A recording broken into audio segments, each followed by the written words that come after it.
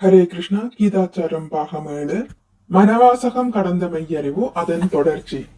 நாம் அந்த தற்காலிக நிலைமையிலான உலகத்து இன்ப துன்பங்களின் இயல்பினை அறிய வேண்டும். அதை செய்யாமல் இருப்பது முற்றிலும் முட்டாள்தனம். அது ஆன்மீக ஆத்மாவை பற்றிய விஷயங்களில் விருப்பம் கொள்ளாமல் மாறுபட்டிருப்பதை போன்றதாகும்.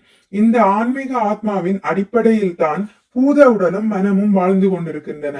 இருந்தும் ஒருவர் அதிர்ஷ்டவசமாக ஆன்மீக ஆத்மாவை பற்றிய மெய்யறிவை பெற நேர்ந்தால் அவர் இந்த உலகியல் இன்ப துன்பங்களுக்கு இடையேயும் மிக உயர்ந்த அமைதியுடன் இருப்பார். உண்மையான மன திருப்தியை, அமைதியை மெய்யறிவில் இருக்கும் பொழுது மட்டும்தான் பெற முடியும். ஒருவர் வெகு நாட்களுக்கு பிறகு தனது வீட்டை நோக்கி பயணம் மேற்கொள்கிறார் என்று வைத்துக் கொள்வோம். அந்த சமயத்தில் அவர் தன் வீட்டில் இனிமேல் அனுபவிக்க போகும் இன்பத்தை பற்றி நினைத்து கொண்டிருப்பதால் பயணத்தில் ஏற்படும் களைப்பை மறந்து விடுகிறார். வீட்டிற்கு செல்லும் இன்ப பயணம் இடையூறுகளை இரண்டாம் பட்சமாக மாற்றிவிடுகிறது.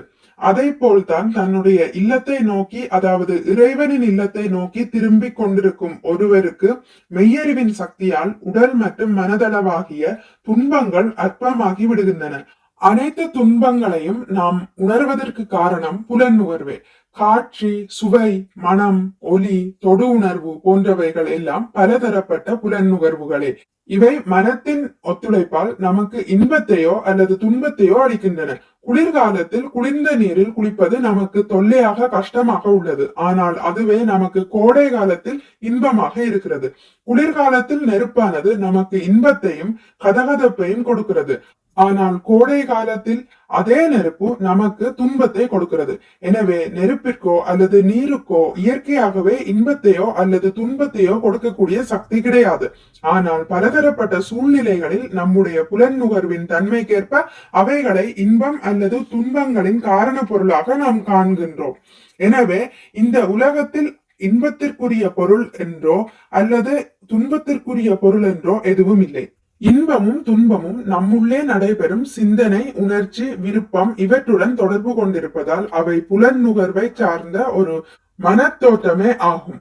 இன்பமும் துன்பமும் எப்போதுமே ஆன்மீக ஆத்மாவிலிருந்து முற்றிலும் மாறுபட்டவை. இது பொய்யான அகந்தையின் கீழ் இயங்கும் சிந்தனை, உணர்ச்சி, விருப்பம் போன்றவைகளை சார்ந்தது.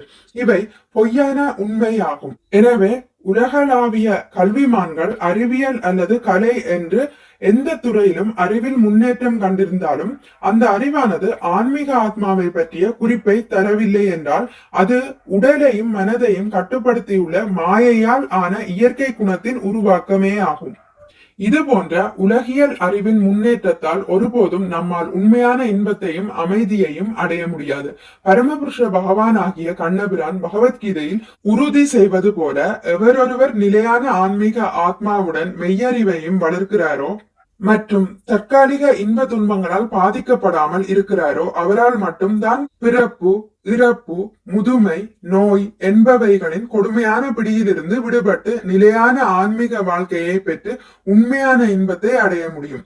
தன்னால் இயன்றவரை மற்றவருக்கு நன்மை செய்ய எண்ணி தங்களுடைய நேர்மையினால் முயற்சி செய்தும் அந்த எண்ணத்தில் தோல்வியுற்றால் அவர்கள் அர்ஜுனனை பின்பற்றி பகவான் கிருஷ்ணரையோ அல்லது அவரது அதிகாரபூர்வமான தொண்டர்களையோ அணுகுமாறு பரிந்துரைக்கிறோம். ஒருவர் மற்றவர்களுக்கு நன்மை செய்ய முயற்சிக்க வேண்டும்.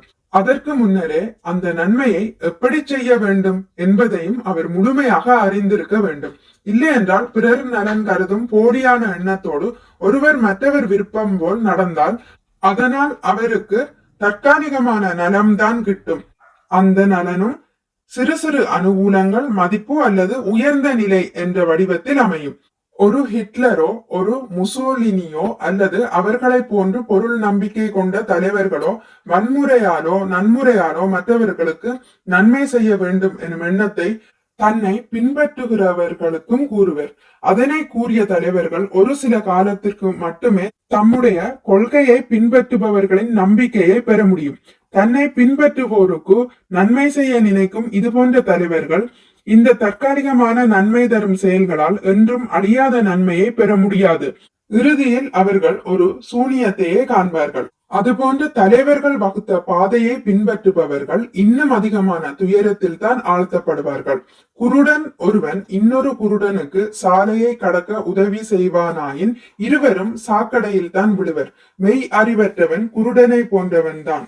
ஒரு குருடன் மற்றவர்களை வெளிச்சத்திற்கு அழைத்துச் செல்வதற்கு முன் தன்னுடைய குருட்டுத்தன்மையை நீக்கி இருக்க வேண்டும். இந்தியாவில் பிறக்க நேரிடும் ஒவ்வொருவரும் மற்றவர்களுக்கு உதவும் நிலையான ஆற்றலை பெற்றவர்கள். ஏனெனில் இந்திய மண்ணில் தான் அன்று தொட்டு இன்று வரை மெய்யறிவின் கலாச்சாரமானது விரிவான முறையில் மேற்கொள்ளப்பட்டு வருகிறது. பன்னெடுங்காலத்திற்கு முன்பே பாரத வருஷம் என்று அழைக்கப்பட்ட இந்தியாவில் முனிவர்களும் துறவிகளும் தனிப்பட்ட முறையில் தங்களுடைய உடல் மற்றும் மனத்தின் தேவைகளை பூர்த்தி செய்ய என்றுமே நினைத்ததில்லை. அவர்கள் எப்பொழுதும் ஆத்மாவை பற்றிய அறிவை வளர்ப்பதிலேயே கவனம் செலுத்தினர். இப்பொழுதும் பல இடர்களுக்கு இடையில் முனிவர்களும் துறவிகளும் அதை தொடர்ந்து செய்து கொண்டுதான் வருகிறார்கள். ஆனால் இன்றைய இந்திய மக்கள் தாங்களே மெய்யறிவை பெறாமல் மற்றவர்களுக்கு நன்மை செய்ய முயன்றால் அது முற்றிலும் முட்டாள்தனமானது. ஹரே கிருஷ்ணா. இத்துடன் முடித்துக் கொள்கிறேன். இனி அடுத்த பதிவில் இதன் தொடர்ச்சி தொடரும். மிக்க நன்றி. ஹரே கிருஷ்ணா. உங்களுக்கு இந்த வீடியோ பிடித்திருந்தால் லைக் பண்ணுங்கள், ஷேர் பண்ணுங்கள், சப்ஸ்கிரைப் பண்ணுங்கள். நோட்டிபிகேஷன் பெல்லை அழுத்துவதன் மூலம் அடுத்த பதிவுகள் உங்களை வந்தடையும். பகவான் ஸ்ரீ கிருஷ்ணரை பற்றி கேட்டு மகிழ்வோம். ஹரே கிருஷ்ணா.